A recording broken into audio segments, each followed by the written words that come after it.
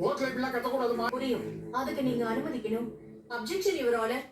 வித்யா ஹஸ்பண்டுக்கும் இந்த கேஸுக்கும் எந்த லிங்கும் இல்ல. ரோஹிணி கோர்ட்டோட நேரத்தை வீணாக்க பாக்குறாங்க. சத்தியமா இல்லைங்கய்யா. நான் வித்யா பொய் சொல்றான்னு நிரூபிக்கிறேன். பயப்படாதா, தைரியமா உண்மையை பேச போதும் போ.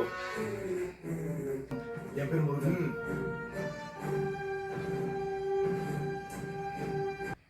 உங்களுக்கும் வித்யாவுக்கும் எப்படி கல்யாணம் நடந்துச்சு? தாலி கட்டிதாங்க. இல்ல, உங்க மேரேஜ் நடக்க யார் காரணம்? யார் உங்களுக்கு ஹெல்ப் பண்ணா? நானும் வித்யாவும் லவ் பண்ணோம். அதை எங்களுக்கு சப்போர்ட் பண்ணது, எங்க கல்யாணத்தை நடத்தி வச்சது முத்து அண்ணனும் மீனா சிஸ்டரும் தான்.